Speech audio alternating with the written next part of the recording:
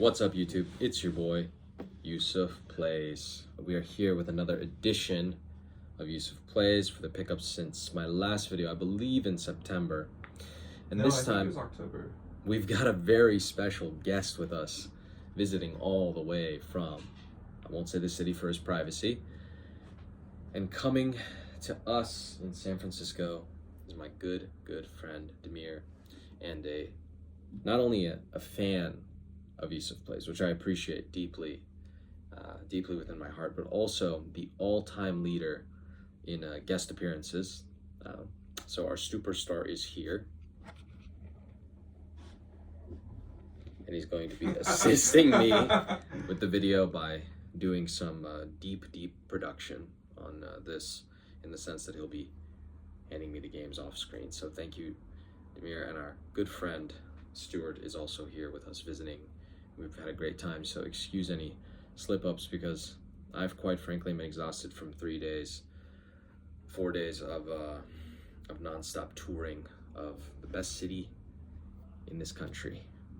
And come visit anytime, folks. Love to have you. Come stay with me and let's go to Land's End, baby. So in the past few months, we've got a number of wonderful pickups. I never thought I would get this many. I didn't want to, but albeit some of these were gifts, and a lot of these are lower priced games, backwards compatible, stuff like that. So, nothing too insane, like I did in my last video, or 2 videos ago, I should say. But some pretty hefty and decent pickups, particularly the last one. So you'll want to stick around for seeing some interesting physical editions. First game up we've got is Gravity Circuit, a classic homage to Mega Man, but with a lot of innovative twists. I saw this recommended by a lot of people whose opinions I respect on YouTube, including John Lindemann of Digital Foundry, a couple other sort of game collection YouTubes I follow, Y2K Collector. He uploads quite frequently and he's got a fun channel. So Gravity Circuit, if you enjoy old school design, classic platformers, or Mega Man games of the 2D era, this will be right up your alley. But we've got more Switch, and this one was a high-priced item that seemed very interesting. It's going to be Inscription on Switch, the physical edition. Now I have the physical on PS5 that I got in my regular old, I believe it was Super Rare Games order, and it had a really hideous cover with that weird bear guy. I don't know what the hell he is, but he looks quite strange and I don't like how he looks. So after that was over, I was like, oh well, it's their limited run games, and we're not going to get any more. And then a bunch of copies of this popped up on eBay with like a cooler cover, selling for a higher price than they normally would. But glad to have picked it up, and now I own a physical of Inscription on both consoles. I still haven't played it. That's not what this channel is about, but we hope that someday we'll be freed from this mortal coil and we can play all the video games we want. Next is actually nominated for Game of the Year 2024 as of today, as of this recording, and that's going to be Balatro. Now, I've been thinking that I shouldn't play this because I could have an addiction to poker, or rather a fun video game version of poker, and that would be super dangerous stuff. I don't want that to happen. So I think I'm going to keep this on the back burner, though it is very enticing. I mean, an indie game like this just nominated for Game of the Year because everybody's addicted to it, like Jason Schreier. That sounds very interesting and very enticing. If a game is so good it's addicting like an entire press corps, I want in.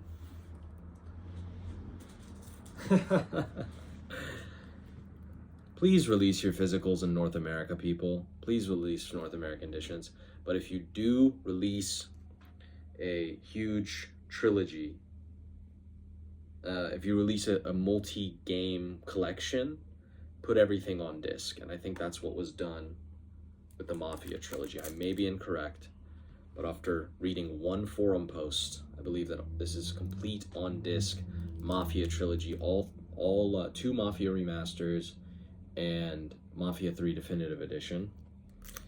I'd like to say something really interesting about this. I have a personal story behind the original Mafia game. back when I, like, one of the first times I visited Iran, this video just got flagged. One of the first times that I visited Iran, my parents took my cousin a laptop for her, you know, just a nice laptop. She needed one for school, so they took one for her. Obviously, it's cheaper in the United States. We get all the benefits of the Imperial Core, and I used it the entire time. It was the summer, so I guess she didn't need it, but I used it the entire time to play PC games. And I remember my uncle walked in one day. He was like, "Jesus Christ, man, how many games do you need to play? You're playing like all day." I was like, "Yeah, I literally spent that entire summer in Iran playing Fallout 3, Assassin's Creed 1, Far Cry 2, trying to run Crysis, because it was a high-end gaming laptop at the time, and Mafia in Farsi. These were all games that you could go to the PC store, the PC game store, and buy in the mall, in one of the huge malls in Esfahan. I forget the name, but it's that central, it's like that most famous mall. I'm forgetting it right now. But you can go and get all these pirated PC games cracked and put them in your PC and play them. And I remember playing Mafia. I beat it, actually. I really, really enjoyed it. But I distinctly remember that there's a sex scene in the game where your character finally sleeps with whoever, and it was censored, and they cut out the Farsi translation, or the Farsi dub. This was a dubbed game, and it was in English. And I remember being like, whoa, and it had a black bar over it. So I found that really, really funny and interesting. So Mafia 1 censored in Iranian dubs, which I respect. You're doing, like, pirating games, but you're like, we still respect the Islamic code. So respect to Mafia 1, respect to my people, and respect to you. Next up, we've got a delightful platformer that if you liked Super Mario Odyssey, or if you're like me and you think Super Mario Odyssey was weak, even though it's great, it was weak in comparison to many other 3D Mario games, you might enjoy the design of Hat in Time. I heard this is amazing. I'd recommend this to my good friend Demir. Demir, I recommend Hat in Time. I want to play it. Yeah, it's pretty cool. Get it on Demir has come. Since I got a PS5 Pro, which fuck, I should have gotten the box so this could be in the video. Oh, this just got demonetized. Darn it! Darn it! I should have gotten the box. That's what they want you to say on YouTube, which is a free platform for free speech. Ooh-ha. Anyways, Hat in Time. What I hear is a fantastic platformer for those who enjoy 3D Mario games, or Mario games in general, and just this one comes with a DLC, seal the deal. So that's pretty cool. And there's co-op, and it's not like the fake Mario co-op where you just play like a stupid side character who doesn't have all the same moves as Mario. No, it seems like you play as another delightful little witch. It's like split screen? I don't know. That's a good question. Let's get a Hat in Time and try it out with your friend. There's that guy on Joe Rogan's podcast. He's like, pull up a clip. I don't know. I don't watch Joe Rogan. I'm that guy. Pull up a clip. Have you ever done DMT, Demir? What? No. That's something Joe Rogan would ask. And next up, we've got, so this I picked up recently because I've been really, really tempted by PSVR 2. I know that is a disastrously stupid decision if I were to do so, but I've been like, ooh, I need a new hit to, like, playing a game just like every other game with your controller in front of your TV, it's not doing it for me anymore. I need a new high, and VR seems like the stupid new high. Many people who played VR games say that there are fewer and fewer moments of, like, awe and revolution in the gaming industry, but VR is one of them. It's the Mario 64 moment, so to say. And others say that it's a completely stupid gimmick. I mean, in the early 1900s when film became ubiquitous, maybe it was before that, I don't know, but they said that when people would watch a movie and there was a train coming towards the camera, they thought the train was going to jump out of the screen. That's how stupid people were before FDR educated them. So this I wanted to buy because it was a PSVR 1 game. Now, I used to own this game I told Stuart to buy it. Stuart's visiting us too, I think I already said that. I told Stuart to buy it. We played a couple rounds of multiplayer in it, and then gave up on it. And then a month later, it became free on PlayStation Plus, one of the 3 games they give away per month. And then I just sold my copy. I was like, I don't need that anymore. That was back when I used to sell games like an idiot. Now, I got a sealed copy of Star Wars Squadrons, and I think this would be fantastic for anyone who's interested in VR games. Now, what you can do is get a PSVR 2, an adapter for the PSVR 2 for PC, and buy this on PC and use that as your headset. I think I might do that because it's, what, $5 on PC? I'm not actually going to do that. I'm not going to spend $500 on that just to play a couple games. So next. Wait. Okay. You got it. I have something to say about Hat in Time because I was. That's unfortunate. Yeah. It's okay. We'll fix it. Okay. I was gonna say Hat in Time, and this is only worth mentioning because I think it's interesting. But according to Co-Optimist, never heard of this website. The co-op experience for Hat in Time is each player can control a character throughout the entire campaign cooperatively. Great. Sadly, split screen mode not present, meaning the first character controls the camera for both characters. So that might kind of suck, you know? I just think that's interesting. Maybe, I don't know. Is that Never mind. Get it out of here. That doesn't sound good, right?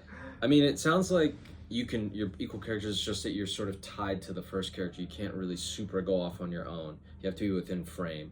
That just seems like a technical limitation.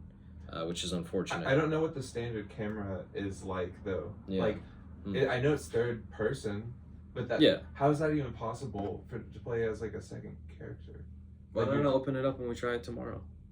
Yeah. Okay. I'll unseal it. That in time, you deserve it. Maybe this will be a longer one. I apologize, everybody. So next we've got. I picked this up because it was getting delisted, and it has gotten delisted, and all the DLC got delisted on October 31st. This is the last game of its kind. It will be the last game in its series. Now, there is another game in this series, but it's so different that it basically doesn't count in my mind. That's going to be Little Big Planet 3. This was actually cross-release with the PS3, but this game had its server shut down, its content DLC taken offline, and the game taken, no longer for purchase, which is crazy that a massive publisher like Sony is delisting games. I mean, that's disturbing. But now we have it physically preserved here. Unfortunately, this sort of game doesn't really benefit from physical preservation because it's not always online, but you would have had to download all the stages, download people's stages, download costumes, things of that nature. So this will forever be incomplete until it is possible to fully emulate it, I guess, on a PS3 emulator. But that's a whole legal murky thing, and I would never recommend anyone do that. Next. Are we getting into these now? Yeah, next we're getting into a new console. It's going to be the Xbox. These are the Xbox pickups now. Those were the PS4 and Switch pickups. We're going to get into Xbox now, and we've picked up some wonderful backwards compatible Xbox games. Now, this is one of my favorite games ever, and I never owned it physically. And on Xbox, it runs at higher frame rate, I believe 120 FPS. On Series X, if you do so. PS4 version does not. I've been meaning to revisit this because I was disappointed in the sequel. I think it destroyed the simplicity, and it was over-designed. But that is one of my favorite games ever. Doom 2016, the reboot. This is banging, man. I am not usually a... I'm not usually... Doom. We're Costco guys. That wasn't good. The Rizzler. That's, I don't know why, but that's what we've been talking about all weekend. Stuart came in and just started talking about the Costco guys, man. He just let everybody know what the Costco guys were up to. I had no idea who the Rizzler was before 2 days ago, and now my life is forever changed. So, you knew the Rizzler before this? Yeah, that's why we explained it to you. God, man. I've seen the Costco guys before. I mean, that's hard to not see, but the Rizzler, you guys, come on, out there on the internet, let's get back on track. And that's going to be Doom 2016. It's a fantastic, one of my favorite games ever. I recommend it. I don't really have much to say about this other than Doom Eternal too fussy. I hope they go back and Doom the Dark Ages to a more streamlined system. Fair enough. More backwards compatibility. Deus Ex, Mankind Divided. No version, unfortunately, completely with DLC on disc, but the backwards compatibility of the Xbox version on Xbox Series X is apparently very good and runs at, I think, at 60 frames per second. So this, I remember being recommended by Super Bunny Hop many, many years ago, and I tried to run it on my PC, and it did not run, even though I had a pretty good PC to run this on. It had a lot of issues in the PC port, so I didn't, but I love immersive sims, and Deus Ex is the granddaddy of them. System Shock is a grandmammy, I don't know. Another backwards compatible game. This runs 120 frames per second as well on Series X. And, you know, I like that. I want to see what that's like. Of course, you can play these on PC, but I am first and foremost console gamer. So please forgive me, all PC Master Race people out there. It's going to be Titanfall 2, one of the best first-person shooters ever. Demir, did you play Titanfall at any point? No. Stuart played Titanfall, I remember back in the day as well, with me on PS4. Not the multiplayer, but I recommended it to him. The single-player campaign is one of the best first-person shooter campaigns ever. It's absolutely fantastic, and I'm ripe for a replay. It's been far too long. That's great. I think you would really enjoy it. Hand me the next few. All of these? Not all of them, just those, yeah. These next two, I might actually return because I think the condition of them is not as good as I wanted. But, you know, I am excited to play both of them. That's going to be the original Dead Rising on Xbox 360. I know a remake just came out, and I also have the PS4 version, but I like to own the original version as well, the original Dead Rising. I love Capcom, my favorite developer. I can't believe I've never played this. I think maybe I should play this before I play the remake because I've seen some videos saying that they've changed a lot, censorship, so to say. Now, I don't really necessarily have a problem with censorship of the sexual content. If the developers felt that it was inappropriate, you know, it's up to them. But I saw some things about how there's censorship of, like, you know, one of the characters is a sort of crazed American veteran, and he's going around with a gun or with a chainsaw screaming and being like, oh, Vietnam, oh, Kennedy, stuff like that. Oh, where are the communists? And that's interesting. That adds character and flavor and a political edge to the game. And they remove that political content, which is sad. I mean, who told them to do that? Was it people up at Capcom, or they just decided this is no longer relevant? I find that quite strange. Original Dead Rising, I have to try that out, see what the changes are. And then Ninja Gaiden 2, got the Ninja Gaiden Black on the original Xbox. Ninja Gaiden 2, apparently more balls to the wall, less grounded, just more crazy demons and dragons and things of that nature.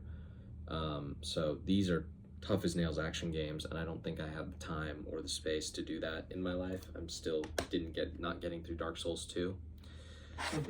So I'll have to end that one day, or finally finish that one day after 100 hours. Then we got Dead Space 2, got the original Dead Space remake. I would like to get the original Dead Space on Xbox 360, but this was at a very, very nice price, and the good gentleman threw it in with shipping wise. He cut off the shipping because I ordered 2 from Max Payne 3. Another, you know, pre Grand Theft Auto 5, I love Rockstar. I'll have to play Max Payne 3. Grand Theft Auto 5 and Red Dead Redemption 2. You know, when you put too much emphasis on the animation and just having the character do like every small motion, it makes the game feel slow. I remember I played Red Dead Redemption 2 for the first time at Austin's place. I went to a party at his place, my friend Austin, and he had Red Dead Redemption 2 had just come out, and it was on his Xbox or something. I played it. I was like, this feels terrible. What is this? And Red Dead Redemption 1 is one of my favorite games ever. Like, I loved it. On PS3 even. So I'm playing that, and I'm like, this doesn't feel good. I'm not enjoying this at all. And I didn't give it another chance. Okay. Wait, can I talk about this one? Yeah, please. All right. About Max Payne 3? No. Oh, come on in. We've got a special guest coming in now. It's me still. Yeah. I just feel like I could actually talk about this one. This is his show, it's not mine. It's our show. Thanks. So, I actually played a lot about this. Another Rockstar game. Yes. The Bully Scholarship Edition. So Bully came out in like 05, 06, probably 06, on original PlayStation 2, 360, and then I don't know at what point this exactly came out, probably the same time, but it was probably at least a year later, probably 2. I will say, it came out originally on PS2 exclusively, and then some years later, I don't remember how many years later, I want to say like 4 or 5 even, it was some time later, Bully was ported in Scholarship Edition to Wii and Xbox 360. Correct. Yes. Yes. Which are, as far as I know, the exact same game. Graphically better on this because it's a more powerful system. Yeah. But ran. This is backwards compatible on Series X, so it's going to be upscaled and it's running in 4K. That's awesome. Yeah. That's why I got it on. Yeah. Yeah. Obviously, the better version is Wii with motion controls, but clearly, which I played. I actually played all of it. Not bad. You can get away with flicking instead of actually like punching. Okay. But there's literal like it's comic book mischief, so you're like beating up nerds, swirlies. All those gestures are emulated. Yeah, they chemistry class, biology class, art class. They're all in chemistry. This. So if you're familiar with this game, it's great. But I guess if you aren't familiar with it, think of Rockstar Grand Theft Auto. Just remove all the hyper violence, replace with comic book mischief, hijinks. You know, and suggestive imagery, and that's what this is. I think this is a underrated game. And then they were going to make a sequel, but as of like last year, they shelved it. Really? Yeah. Complete were like just. They said no. This is one of my favorite Rockstar games. Yeah, for like 2, 3, 4 years, people were like, "Oh, we heard about it. That they're working on it. They're doing like concept art. Something like that leaked. Maybe not true. But then as of last year, they were like, we're not going to make anything about that. Yeah, because I mean they're making GTA, so yeah, I mean all hands on deck. Your money on there. Yeah, you know I have a fantastic memory with this game. If I may share. Okay. So this is one of my favorite games of all time. I'm saying that a lot here, but I have lots of favorite games. And the reason is that I played the hell out of it back in the day when it was my birthday and my cousin Sarah came into town to visit for whatever reason. I think she was visiting a friend. She came to see us as well, of course. And it was my birthday around the time, and she bought me. I remember we were sitting in the parking lot of my school and just hanging out, and she bought me 2 games for my birthday on PS2, and that was Bully and Okami. And those had just come out like around the same time, at least within the last couple months, as like 2005, like 2005, 2006, and I played the hell out of both of those games, and they're both 2 of my favorite games of all time. Both ported to Wii. Actually, both ported to everything now. Well, maybe not Bully, but Okami's on like every console. Was it on Wii U? Not on Wii U. Okay, well. Yeah, almost everything. Yeah. You can get it on any modern platform today. Yeah, but Scholarship Edition, Sarah, thank great you. way to play it. Has all this extra content that you can actually get through. It's not a bunch of BS. So I recommend it. Okay, that's fantastic. Great game. Bully, double recommendation. And if you get it on the Wii, you're even cooler. There you go. You get it on the Xbox, you get it in 4K with a bunch of other quality upgrades from backwards compatibility. If you get it on Wii, you get motion controls. So you choose. All right, we're getting down into the last section of games. Oh, this should be. Sorry, I should have done that up front. I'll get it like that. Yeah. So we have got PlayStation 5 games, and we've got a number to get through, so I'm going to go through these quickly. First, I've been waiting for this to hop out. I thought initially it would only be distributed to the IM8-bit website, but thankfully it came out on retail, and that's going to be Stanley Parable Ultra Deluxe Edition. This game is divisive, but I think it's one of the more important and interesting indie games. It is a game where you just play a first-person sort of narrative that is a commentary on video games. So, for example, you'll go through a left door. You'll be walking, and a British voiceover will be like, "He's going to walk through the left door," and then you walk through the right door, and he's like, "He wasn't supposed to do that." So that's gaming, baby. Now, if you thought that me having Dead Rising on the Xbox 360 made me a cool guy, I got Dead Rising Deluxe Remaster on PS5, and apparently this is upgraded on PS5 Pro to have ray tracing and better performance and whatnot, so I'll be excited to pop that in and try that on my PS5 Pro. Speaking of other PS5 Pro upgraded games, we've got one that apparently got some issues with it, but I've been really, really excited because this is one of the best games of 2023, supposedly, and had gotten a PS5 Pro upgrade, but before late October had never gotten a physical edition, and apparently still has not made its money back. And that's going to be Alan Wake 2. So this is a beautiful physical edition because it's nearly complete on disc. There's one DLC that is not complete on the disc, and of course the PS5 Pro patch, because it got released the same day as the physical. That's fine, but the base game is complete on disc. And I hear this is just one of the most visually arresting games. If you enjoy Twin Peaks, if you enjoy the works of David Lynch, just any interesting horror stuff, Twilight Zone, things of that nature, this will be right up your alley. I don't know if you need to play the first one, but it does come with the first one on a digital if you're interested, and it was free as a PlayStation Plus Game of the Month some time ago, so you may have picked it up there. Alan Wake 2. We've got 2 pickups from Video Games Plus Canada that finally came. I pre-ordered some time ago. We've got a reprint of Scorn, which is if you like Alien, or you just like being uncomfortable and seeing really weird phallic imagery, Scorn is the game for you. So happy to have that physical reprint. And then we have, if you like free climbing, we've got Jusant. And Jusant is like a climbing game. Got a physical on PS5. Man, I really want to play all these. Jusant to me seems the most like. Do you remember Grow Home? Yes, I love it. We played Grow Home. That was like 2015 Grow Home indie game. You know where we played Grow Home? On my roommate's computer. Yes, your roommate's computer. That was fun. I had a good gaming that PC. one. Oh, I'm not allowed to say that. He didn't. He bought it legitimately.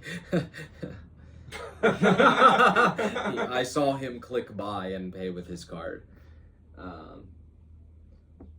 Grow Home was good. Jusant, climb. If you like climbing, check both of those out. The next 2 were a very kind gift, and I want to give him a shout out. A very, very kind birthday gift from one of my best buds in the world, Adil. This was stunning because I did not expect him to go this hard in the paint for me. I should have, though, because that's the kind of guy he is, but he got me for my birthday 2 games on PS5. Now, I do have to let you know that also he has a PS5 and he just borrows every game from me, so he just was like, I want to play those, and got them for me, and he'll probably play them before me, like literally after he finishes Final Fantasy VII Rebirth, which he's borrowing from me. He'll be like, all right, let me get these 2. He's gonna get Gran Turismo 7 and he's gonna get Silent Hill 2, both of which are, I don't believe the patches are out yet, but they're going to be PS5 Pro enhanced games.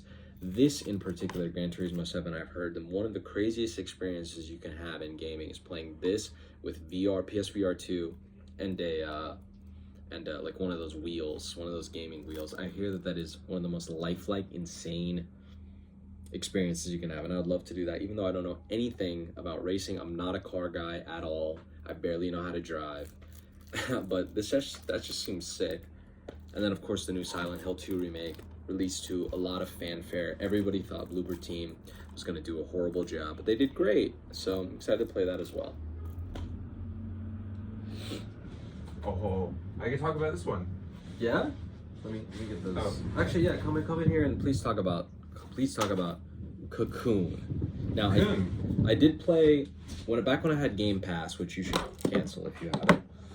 Back when I had Cocoon, back when I had Game Pass, I played about like 30 minutes of Cocoon, and I really enjoyed it. And I was like, when this comes out on PS5 physically, I'm gonna pick this up, and it thankfully did. And I really, really enjoyed just the whole aesthetic. The music was wonderful.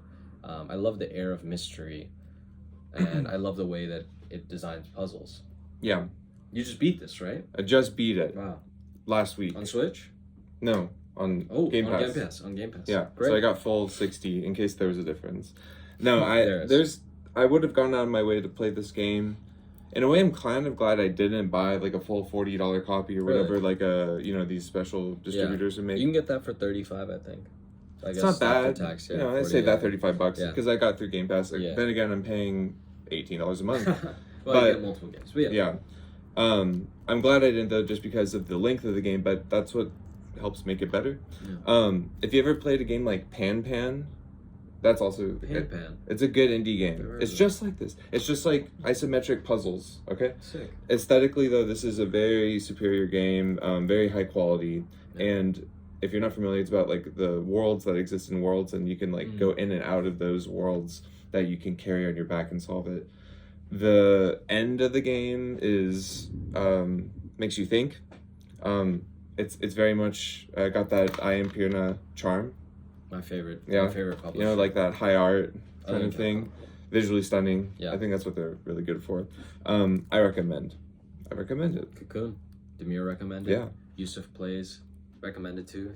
And I've actually played a bit of it. I mean, we only got it because Donkey talked about it once, right? I would like most people. You gotta love the Donkey Rex. He's got good opinions. That's what we're all about, folks. Good opinions, and that's why we picked up a physical copy of Indica.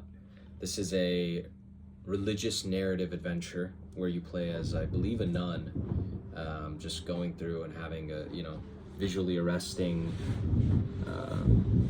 narrative adventure. I don't know what the gameplay is like other than walking, but if you'd like a really interesting game, I recommend this for couples. I think it's like sort of like watching a movie like Ida, but a little scarier.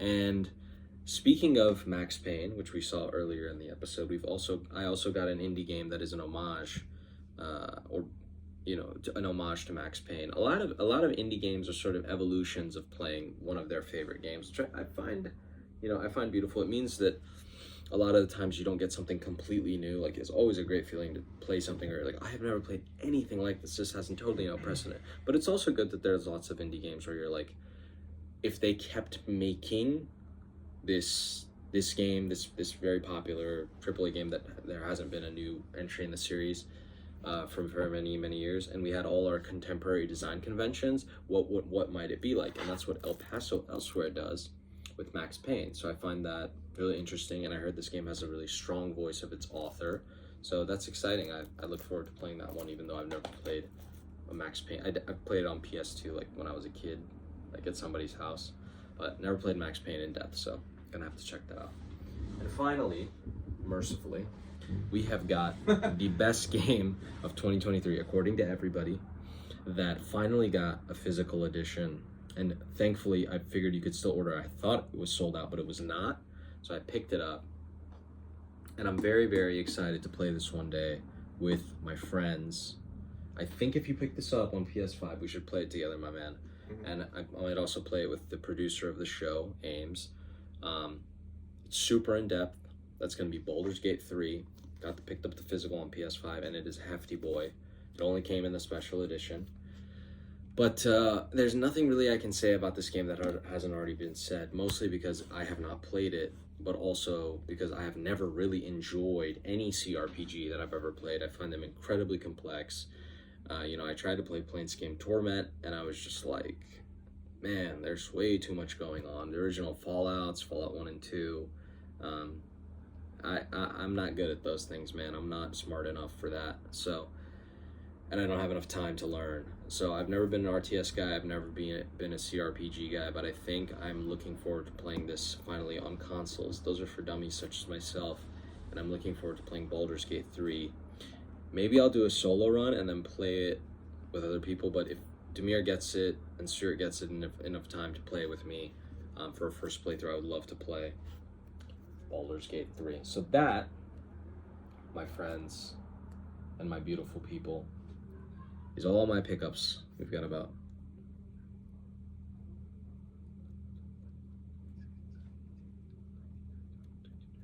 25 games.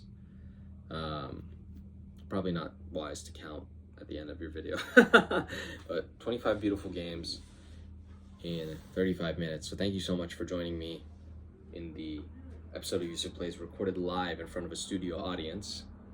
And I want to thank our special guest star, Demir, thanks so much, man, for being course. here. Thanks, I had everybody, fun. for watching. It was a great time. Another episode in the books, and I will see you next time on Yusuf Plays.